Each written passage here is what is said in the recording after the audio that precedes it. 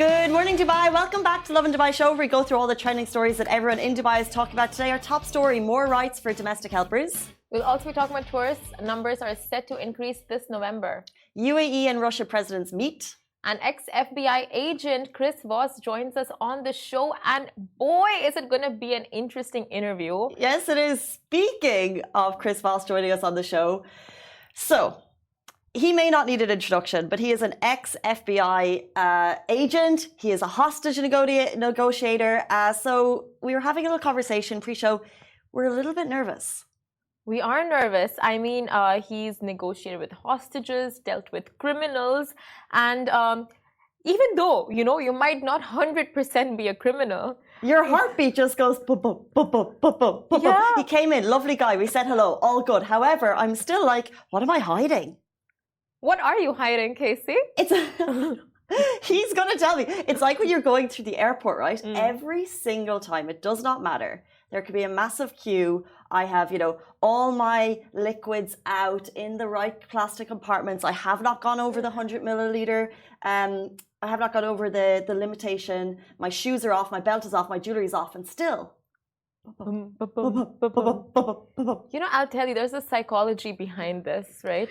So I feel like the floor is yours. So I feel like subconsciously you feel like you have wronged either yourself or someone or the government or the country in some way or the other, or you just feel like you haven't done enough that puts you in the wrong. Clearly, I don't doubt that. Yeah. I'm obviously hiding something. Yeah. Deep down. But there's these like sticky situations in life that just make you nervous, even though you haven't done anything wrong, right? Like? Such as you get a message from your boss and they're like, hey, can I catch up with you? You're like, oh, she knows where it hits. She knows exactly where it hits. Why do you want to talk to me? Doesn't matter if you're colleagues, you hang out, it's all chill. I don't want to talk to you. And the suspense that they built, like tomorrow at this time, and that too, it's midday, so you have all day to think about it. If it goes into the calendar, oh, that's when it starts. That's when it starts. Pack your bags and get ready to leave. Or if your mom messages you and she's like, hey, call me. Yikes. Oh, no. You don't want those kind of messages. No. People who build that kind of suspense are just, a different kind of species. Other scenarios? A little bit off topic, sitting down at a restaurant and the waiter comes over immediately and wants your order. I'm not ready. Okay, that makes you nervous. Not the jittery kind, Well, a little bit panicky, I'll tell you. Right. Yeah. That's a good one. Never would have really put that into this context. Okay, other situations. Filling out forms. I've written my name probably 10 to 20,000 times. Writing it on a form when they ask for all caps. Struggle. Wow. She knows. Right? And even the signatures? The signatures! The check signatures! The check signatures. Because you can get them so wrong, and then it's a check bounce, and then when you get a message of a check bounce... Then you have to do the bank transfer, and then you're dealing with the tenant and the landlord. The check signatures, bish, bash, bosh, that makes me nervous. Okay, what else? Give me other scenarios. Is that I mean, I really have gone through about 5. What makes you nervous? I feel like nothing in life makes me... Input meeting with Simran. Please stop it. Stop it. I think Rich wants to have a word with you at what are you 12 doing? o'clock upstairs. Wow. He's not just coming down, he wants a meeting upstairs. Wow. But honestly, there are types of people who really don't, I mean, they might have done something or the other wrong, but they just don't let it affect them. Because if they do, then it's like, you just lose focus on everything else in life. So I feel like I'm the non-warrior, Casey's the warrior, and then we have the yin and yang. We have the yin and yang. I just want to check that we're live on Instagram real quick. Because I potentially went on the wrong one. So, we are. My bad. Okay, let's jump into our top stories. New laws to give domestic workers more rights. Amazing news. The Ministry of Human Resources and Amortisation, they made an announcement yesterday about a new law that aims to regulate employment contracts specifically for domestic helpers. It looks at their rights, the employer's rights, the duty of recruitment agencies, specifically dispute settlements, care and safety, and contracting when it comes into effect on December 15th. So here are some of the key highlights. Recruiting domestic helpers from outside of the UAE will be allowed only if they are clearly informed about the nature of their work and wages, and if they're able to present evidence of their fitness and professional competence for the job. Recruitment offices, whether directly or through third parties, are prohibited. This is key from accepting commission or incurring any expenses from domestic helpers. These are rights that domestic helpers should know. They must also ensure domestic helpers are treated in a humane way, of course, and provided with a booklet with details of their wages.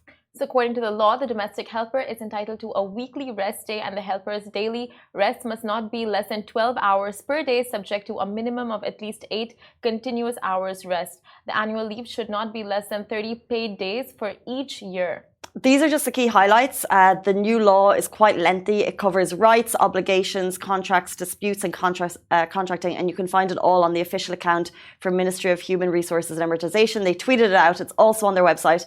And if you are planning to, work with an agency, it's really good to know these laws. It's so important. So many people, these are the backbone of the society, and to make sure that their laws and their welfare is being protected is high priority, and it's amazing to see kind of more laws being introduced to kind of ensure that that's happening.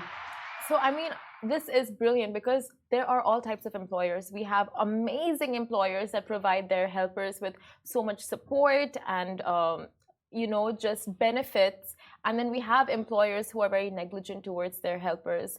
So these laws are put in place for these kind of employers to make sure they have a set of guidelines, and they have to follow it, because this is just basic human rights, giving them these many amount of leaves, giving them this much rest period, because they can be overworked, extremely overworked.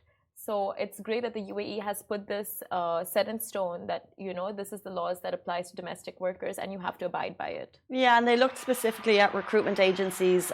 So I think, there'll be booklets available for domestic helpers who are being brought into the country. So, they'll have that information, because I think the key here is for the helpers to know their rights.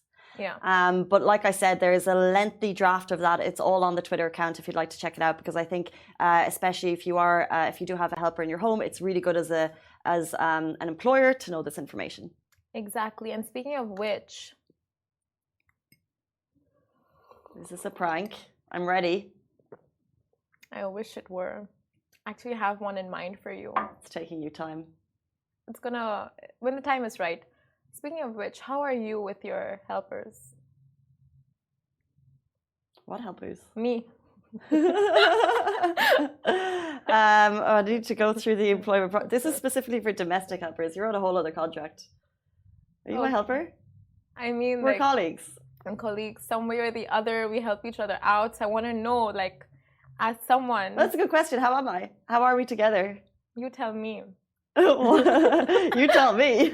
You just put in a meeting with me. No, I put a meeting with you and Rich to go upstairs.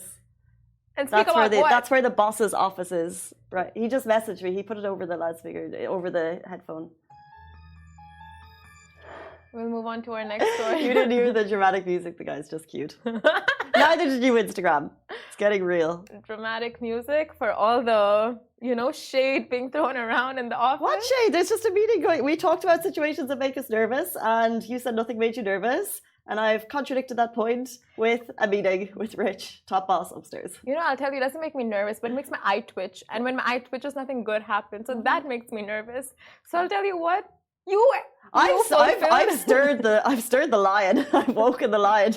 She was chilling. She was so chill. We were happy. We were talking about things that make us nervous. We have this cool interview, and all of a sudden, it's okay. We can take a breather. It's fine. We'll just move on to our next story, you guys. Are you sure? I'm sure. You're good? You're okay? For now, I'm good. I don't know about Rich Simran does not want to catch up with you at 12. Cancelled. Done. Okay? Okay. That feels better. Thank you. Done. No meeting. Thank you. No meeting with top boss. Oh. Woo! Woo! Okay.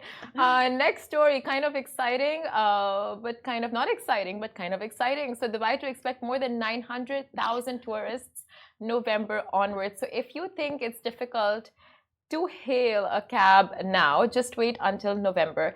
So with the onset of Dubai's cruise season on 29th of October this year, the city is expected to see an upsurge of more than 900,000 cruise tourists alone. And the season with the arrival of TUI Cruise Lines main Shift 6 and Hamdan bin Mohammed Cruise Terminal at Mina Rashid. So the 2022-2023 season is scheduled to see 166 ship calls between Mina Rashid and Dubai Harbour, bringing in an estimated of 900,000 cruise passengers and crew. Can we just say how incredible this is? Because Dubai Harbour is in the process of welcoming new yachts and new cruises. Pre that, like we have just added a new element and a way to just add additional tourism to the city. Genius. His Highness Sheikh Mansour bin Mohammed, chairman of the Dubai Border Security Council, said the strong outlook for Dubai's 2022-2023 cruise season will help accelerate its drive to realise the vision of His Highness Sheikh Mohammed bin Rashid Al Maktoum, Vice President and Prime Minister of the UAE and ruler of Dubai, to make Dubai the world's most visited destination and the best city to live and work. So His Highness Sheikh Mansour bin Mohammed added that the cruise industry is an integral part of Dubai's tourism sector and plays an important role in reinforcing the Emirates' status as a global tourism hub, and Dubai's robust port infrastructure and state-of-the-art terminal facilities can handle some of the world's largest cruise ships, underpinning the city's reputation as one of the world's most advanced cruise destinations and key getaway for regional and international cruise itineraries. And as you guys probably know, the cruise industry continues to contribute to the city's tourism sector significantly and is set to build on the remarkable rebound of Dubai's wider tourism sector. And remarkable is the key word there. We're just seeing droves and droves of tourists. Dubai constantly is listed as like the top city to visit for family, the top city to visit for, you know, parties, the top city for TikTok views, because content creators are coming here. They are basically promoting the city. It's incredible. And then we're seeing the massive rise in tourism, the massive surge, and we're going to see it even, you know, twofold, whatever the numbers are in November, as we go up to 900,000 just through cruises alone. Exactly. I mean, there's so much to say about this. Firstly, this is post-pandemic, the recovery for tourism, cruise tourism in specific, because last year we saw more than 300,000 tourists. This year we're seeing a surge of 900,000. Wow. Which is threefold. Yeah, 600,000 jump. And then we have like winter coming up, so tourists are going to be flocking down to the city. Have you ever done a cruise, by the way? Never. Neither have I. I would never. I'm Really? just scared of the sea. But Titanic? Oh! 1910, was it? But a cruise is not the sea. Like, if you're scared of the sea, don't go on a yacht. Fine. Don't go on. I would go on a yacht, but not a cruise. Because that's like overseas, no? A yacht is a small boat. But I feel like You it's can in the capsize. A cruise is a city. Like, these have turned into, you know, this gigantic ecosystem on a huge yacht. There's water parks, there's, you know, many dining facilities, there's entertainment, there's spas, there's tennis courts, there's swimming pools, numerous swimming pools, there's adult swimming pools and kids swimming pools. These cruises are crazy. The humidity? Have you thought about What humidity? You can go at any time of the year. So I'm getting the vibe that you would so go on the cruise given the chance. With an invite, maybe. Okay, same. But okay, so we'll go if there's an invite. But people, Noor has put in quite a morbid comment, I must say, Noor. Maybe you're reading horror stories, or maybe there's a specific story. Send us the link so we can read it. We do love a criminal investigation story. Oh wow, Dubai related. Wow. Cruise ships, I think growing up I always got the impression they were for older people, and now I kind of see myself going around the Caribbean, zipping through spots, hopping on, hopping off. Why not? Like island hopping On my cruise, yeah, why not? Right, and like stopping in each destination for 1 or 2 days, meeting people. You can change your identity wherever you go. You become a new person. That's exciting. I had a different idea, but okay. But it is cool, these cruises. So the people are coming around here doing, I don't know where they're coming from, but there's 900,000 of them coming. So if you could change your identity and profession, choose one randomly and tell me what would you pick? Professional skier. Why not? How You interesting could would pass. that be? You could so pass. What would you be? A giraffe tamer. You Or like get a so fast. like a forensic scientist. Oh, Right? you're gonna get on with Chris, FBI investigator, forensic scientist. I'm gonna take all the notes today notes. and just pass it off as my own. Speaking of cruise ships and forensic scientists, let's jump into our next story. A top story yesterday: the UAE president urges open dialogue between Russia and Ukraine. So President His Highness Sheikh Mohammed bin Zayed Al Nahyan and Vladimir Putin, president of the Russian Federation, yesterday met and discussed the bilateral ties between their countries. And here's what we know so far. Here are the key updates. President Putin provided a detailed brief to His Highness Sheikh Mohammed on the nuclear power plant situation and Russia's efforts to maintain nuclear security. For his part, His Highness Sheikh Mohammed said the UAE is continuing to monitor the situation at the plant. So the UAE has played a key role in the prisoner exchanges between Russia and Ukraine, and President Putin expressed Russia's appreciation for the UAE's efforts, noting that they are a testament to its readiness to support mediation efforts. And finally, the UAE president also emphasized the need to keep dialogue between Russia and Ukraine open. While President Putin stressed that Russia is keen on the continuation of the UAE's mediation efforts. And if you want more of that, you can check out WAM, which is the government state news media agency, which is where our political updates come from directly.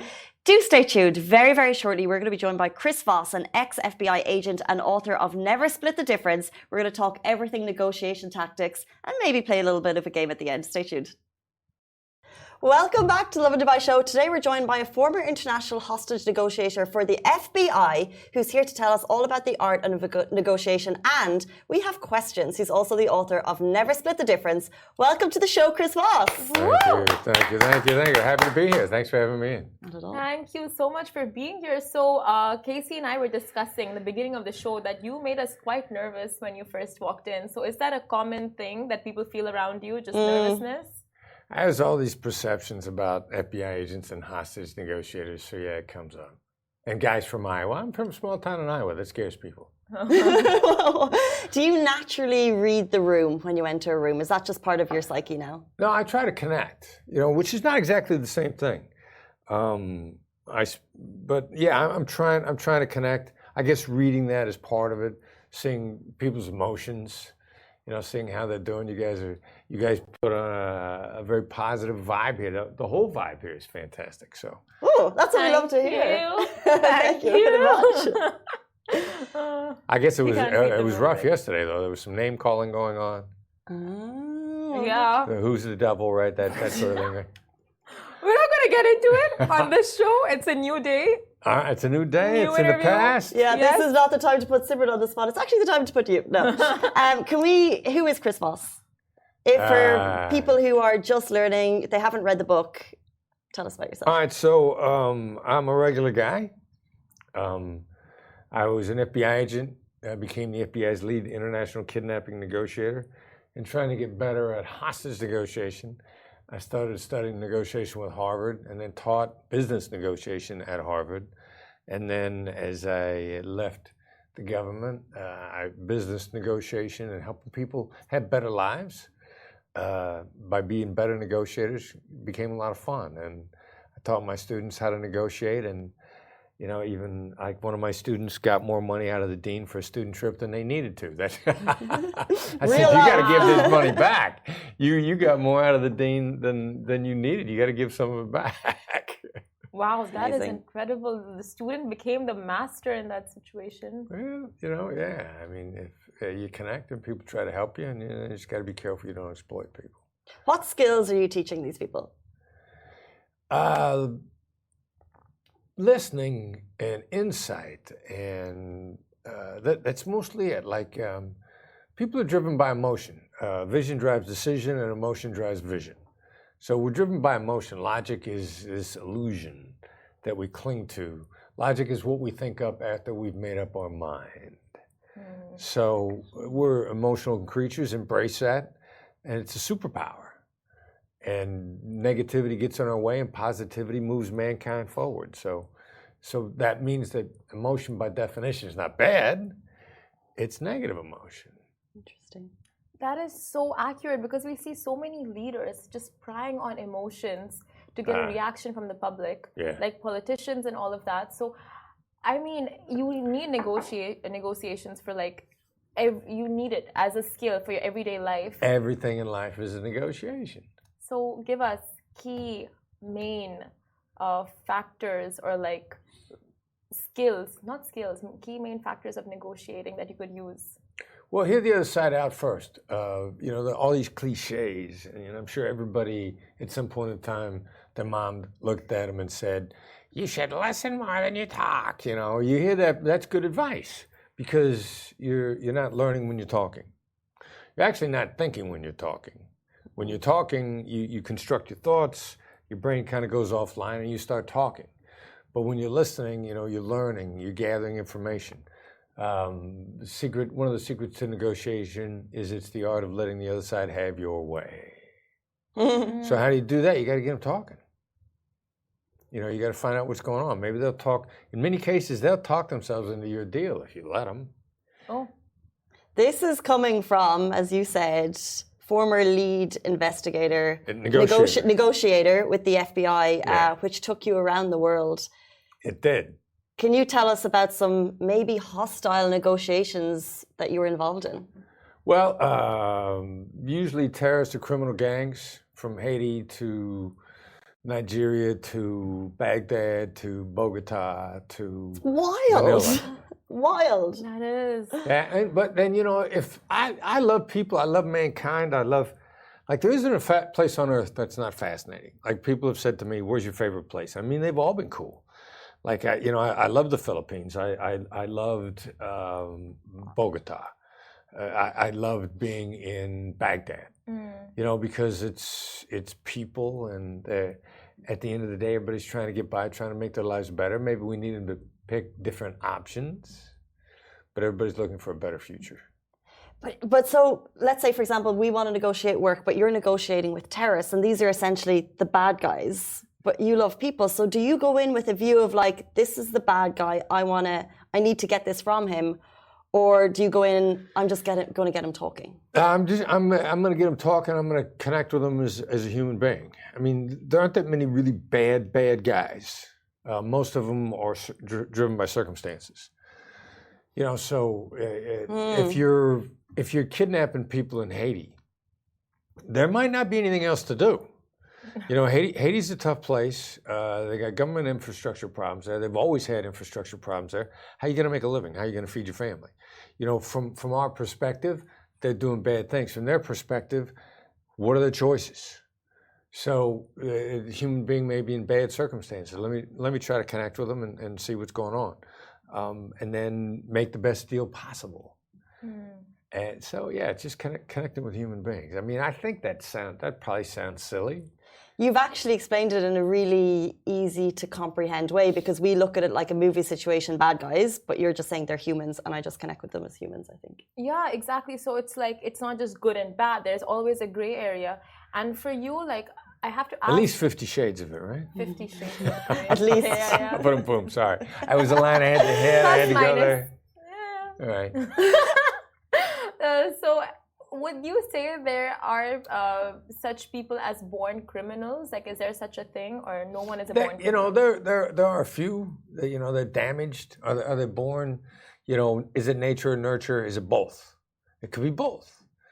I don't know that anybody's really born a bad guy. I think they probably start having bad things happen to them, or the coping mechanisms that they go through when they're coming up, which is kind of separating out. You weren't born bad, but the world was very, very hard on you and damaged you. So there's the consequences of how did you get to where you are, and then how do I deal with where you are? Like if you do bad things, every system probably punishes you, and if they catch you, and that's a necessary part of it. There's some people, maybe they weren't born bad, but nothing is ever going to put them back on track. So society, to protect those of us that need to be protected, you know, what do we do? Do we incarcerate them? You know, how do we change them? That'll get us off into a whole another crazy topic. Like a very good friend of mine, someone that I would trust with the life of my son, is a former prison gang leader. Oh, wow. And at one time was a very, very bad guy. But he had an epiphany while he was in jail. He was actually his name was Andre Norman. He was in a process of planning the murders of 2 people so that he could ascend to the throne.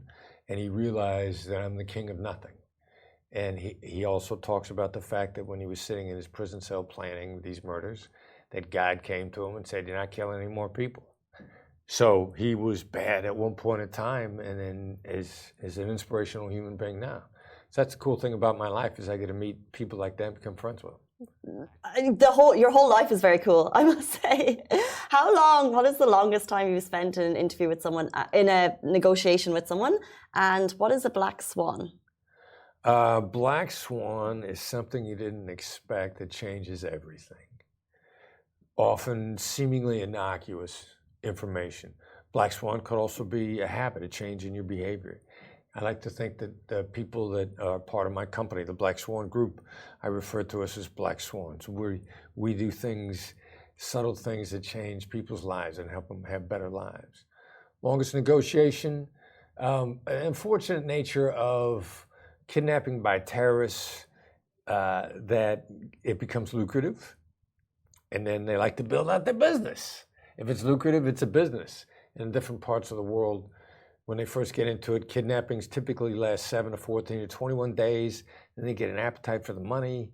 And then in Colombia, I worked one case that lasted 6 years. Wow. One person you're trying to... There were 3 Americans that were held in Colombia for a period of time of over 6 years. When they were rescued, Colombian military had this phenomenal rescue. There were actually other hostages with them that had been held longer. Wow. So it gets a little crazy. It's a business.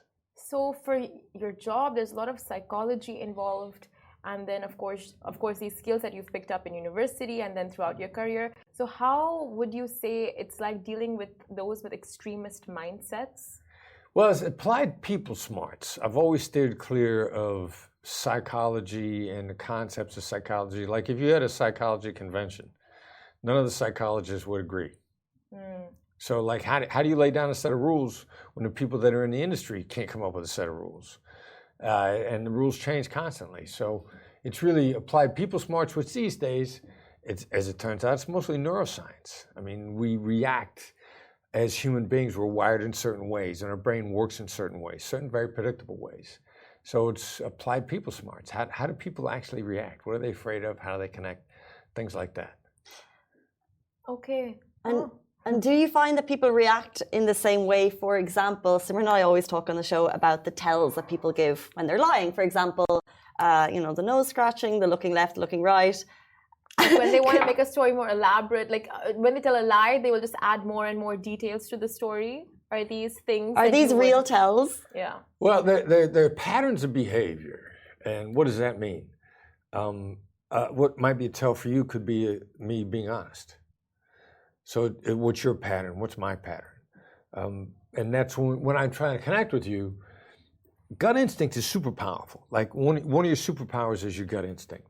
So we talk long enough, I'll get a gut instinct of what you look like when you're telling the truth, when you're being genuine, when you're being honest. If you ever tell the truth. That's the one caveat. Some people never tell the truth.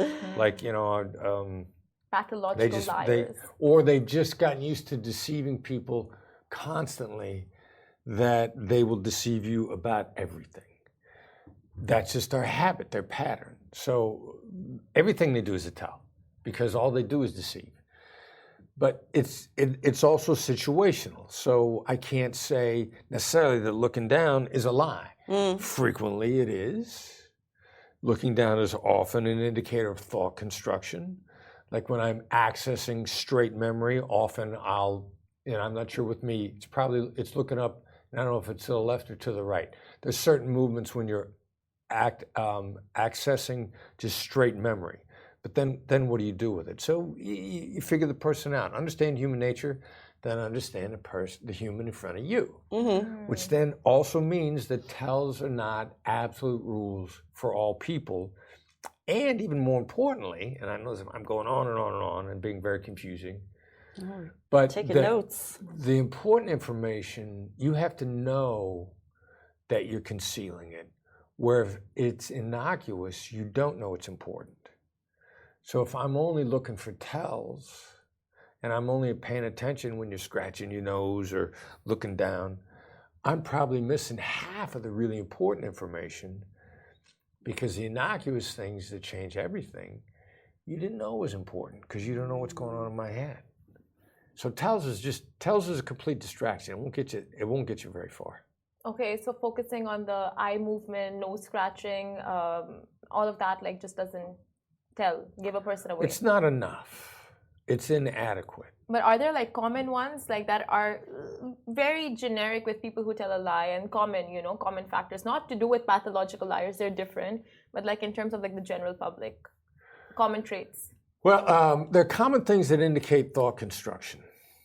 And I realize now as I'm watching myself, and I was trying to give you a straight download of my thinking, so I looked up and to the left.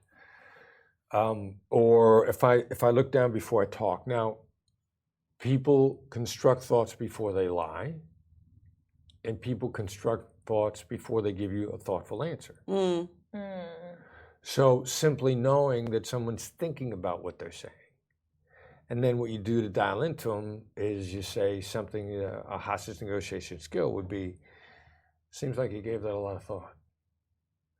Because that kind of creates this loop in your brain. And what I want is for you to go back into your thoughts, and then for you to give them to me straight, without filtering them, without running them through the front part of your brain. Just give it to me straight.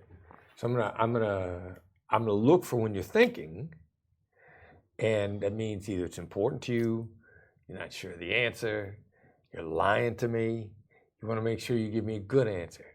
I think that was 4 possibilities just off the top of my head. I got to figure out which one it is. If I assume that you're lying, when you're actually being really honest with me and want to make sure you give it to me clearly, then now I've insulted you. Mm-hmm. We are going to put this to the test very, very shortly, but just very quickly, before we do, for anyone watching, we're talking terrorist negotiation. How can this be transferred to real life? Where should we be negotiating more? Where are we not negotiating enough? Salaries, rent, school fees. With daily interactions. Because you get ready for the important negotiations by practicing in your daily interactions. Now, the bad guys do that. The people that manipulate us, they practice all the time. That's how they get good at it. Should we engage in the same behavior? It's not the tool, it's what the user's using the tool for. Like I got a cell phone in my pocket. You probably got a smartphone. There are plenty of bad guys that use smartphones. Does that stop you from using your smartphone, whichever phone it is? No, it's just a tool. And the more we practice in our daily interactions, then the more connected people feel to us. Like whoever you bought coffee from. Like say, looks like you're having a good day. Or if they look like their mind is elsewhere. Like I never say to anybody, how are you?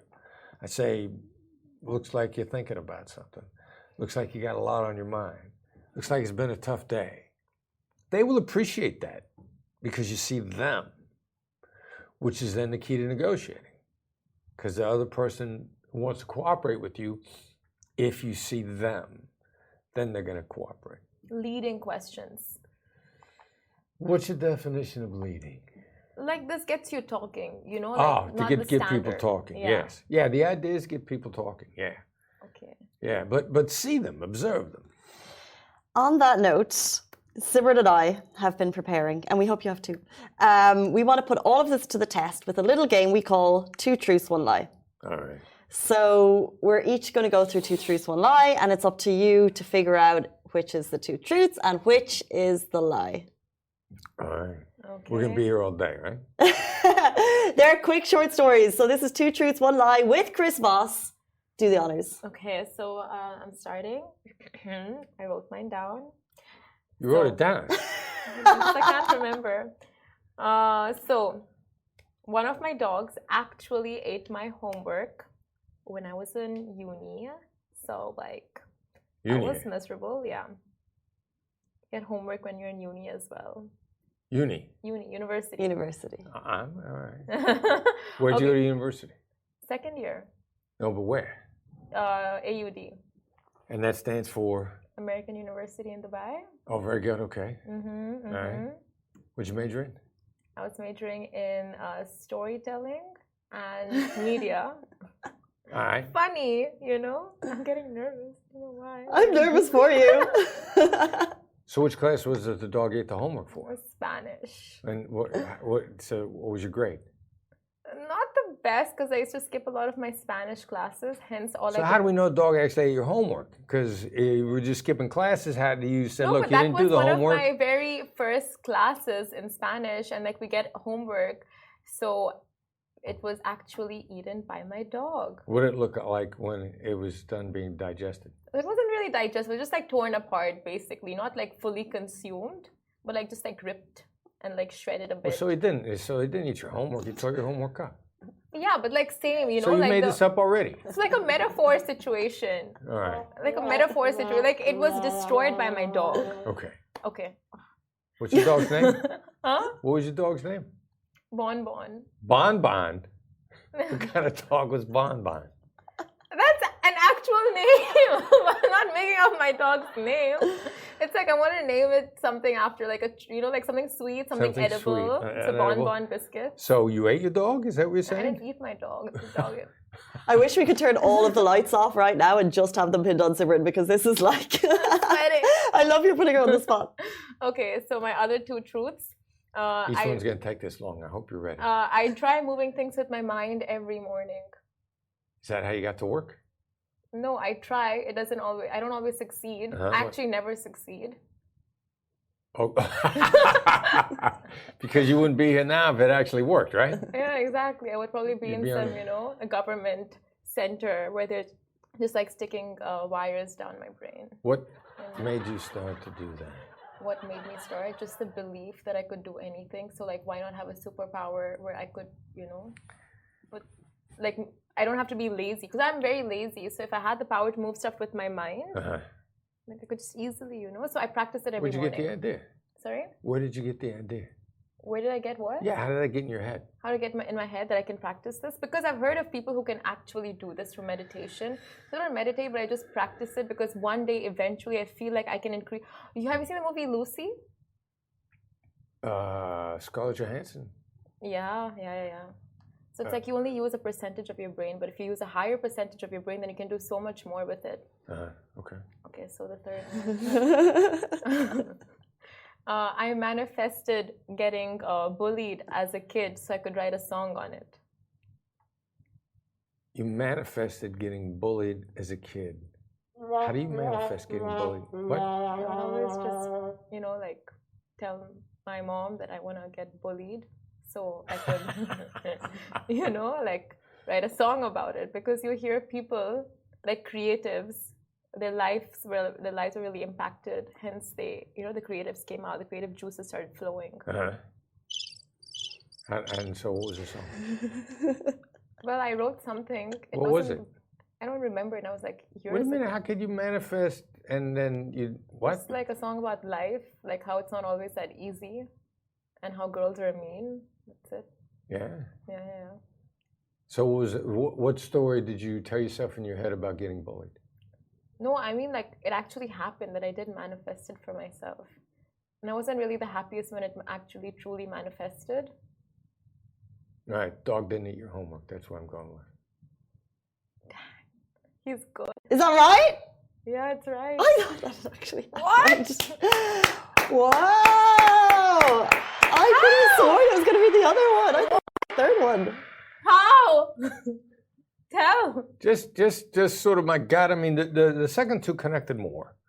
They're connected. There are underlying themes that connect with those two things, which is a little bit of self-actualization. I mean, you mentioned Lucy, Scarlett Johansson thing, sort of a mental thing. The second thing was a mental thing. The two were connected. I think, my read is there's a certain spirituality to you. That's and so both true. of those were coming out in the second. That's right. And the second and Spiritual. Anyway, that's amazing. You are a pro. I mean, hands down. You've cracked Simran Gupta. What can't you do? Now it's time for this blonde. I got to do this again. Oh. You guys are wearing me out. Okay. when I was younger, I took a bath. I was like 3 or 4, and my mum went to take a phone call, and there was lots of different shampoos, and there was a lice shampoo, and I picked it up. Shampoo. And I drank it. Yeah. Okay. And what? Your mom? So this is borderline child abuse. Your mother leaves you in the bathtub. Not mine. And it was like scalding hot water. Like she had you practice holding your breath underwater. I'm so nervous. It was actually more of it was a tub. I wouldn't say it was a bath. I wasn't in a bath at that age. A tub? Like a smaller. Like she put you on a kitchen counter and popped you in a tub? I'm imagining it was a smaller contraption. What I remember is like this size, like a kid's one. Where'd you grow up? Ireland. Yeah. I thought that was a Texas accent. Really? I've never heard that before. Are you joking? Of course I'm joking. Okay, south of Ireland, Waterford. Represent. Southern accent, right? Southern Ireland. Yeah. You two fan? Yes. All right. Yeah. Who is it? Exactly. The music. Well, the guys too, right? They divide opinion. I love the music. Yeah. Okay. All right. Well, we don't have to go down that path because this is about you drinking lice shampoo, where your mom abandoned you for days in the kitchen. No, she just took a call. I don't even remember. She took a phone call. She took a phone call. Mm-hmm. And you drank the last shampoo. Yes. And then every time you talk, bubbles came out of your mouth? I had to get my stomach pumped. You did? How old were you? 3, 4. And that's the reason why you remember it? You have a clear memory of this? I have a memory of it, a picture memory. Okay. Of 2 things that I remember happening. Yeah.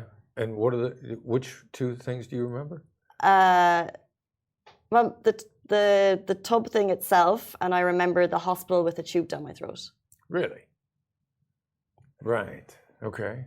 And so she took you to the hospital. You got your stomach pumped. Yeah. Yeah. And that's it. That's all you remember. There was an ambulance actually that came. There was a light. Yeah. And you expect me to believe that? Yes. All right. Next story. I've been working with Lovin Dubai since the very beginning. And we're 7 years old. We have a big Instagram account. So I was out with friends one night and I was having some personal drama. So I wanted to delete my own Instagram account. And by accident, I deleted Lovin Dubai's one.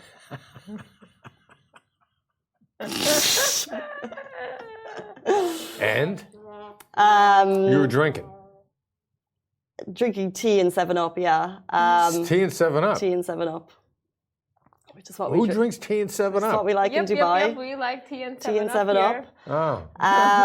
And I noticed, like a little while later, it took a while to get it back up and running. Immediately, I got a message from someone who was like, "What's happened?" And I was like, "I have no idea." My colleague. Yeah. What colleague? Amy. Amy. What'd she say? She was like, she had gotten a message from someone else that the count was down, and she was like, "Have you any idea?" And I was like, "I have no idea." And then at the time, I was like trying to like get it back up and running, and it actually took longer than I thought it would. But it got back up in like maybe 30 minutes, 40 minutes. Yeah. Still stressed thinking about it. Yeah. Okay. No more questions? Amy called you, said, stop drinking tea and lemonade or whatever it was, 7-Up and lemonade. I don't think she knew. No, she didn't know. She was just like, why? Because I would be the person that you would check with, like, what's happened? Right. You know, everyone's freaking out. Well, so she was like, what's happened? And I'm like, I don't know. And this was in the afternoon? No, it was like a nighttime. It was a weekend evening. A weekend evening? Mm-hmm. So you're out partying, drinking. What? I was at a friend's gathering in a house. A house? Mm-hmm. I thought you said you went out in a restaurant. No, I was at a house party. Okay. So you and whose friend? Which friend? Which friend's house was it? Yeah. Like my old workmate, someone I used to work with when I was a teacher. Okay. How long had you known this person? Man or woman? A woman, 6 years. Yeah, and this is the same girl that discovered that the Instagram account was down. No, this is a girl I used to work with. That was her house, and it was a colleague who messaged me being like, the Instagram account's down. Okay. Why did you want to delete your own Instagram? It's a personal thing.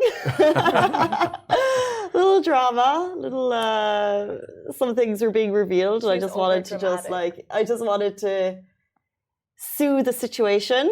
So I just wanted to remove the account. Over dramatic, this one is. Yeah. Did you ever restore the account? Yeah, quite soon. I was just being dramatic. It was just one of those nights, huh? Yeah. All right. Okay. Okay, and my final one.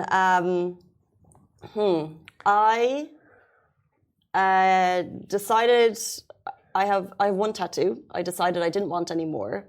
However, my friend and I were traveling, and someone said, "Why not?" And we were like, "That's a funny tattoo. Let's get why not tattooed on ourselves." That's the story? So I have a tattoo that says "Why not." Show it to me. It's in a place you can't see. I'll prove it. Why not in a place you can't see? Yeah, because I decided I didn't want another one, so I got it in a concealed place. What's the first one? Paw prints of my two dog paw prints. Yeah, I know. I was young. Don't do it when you're young, folks. And is there anything special about the why not? It was funny at the time. It's still kind of funny. Is it just like the letter Y and then KNOT? No, it's a very nice, like, classic scroll. Why not?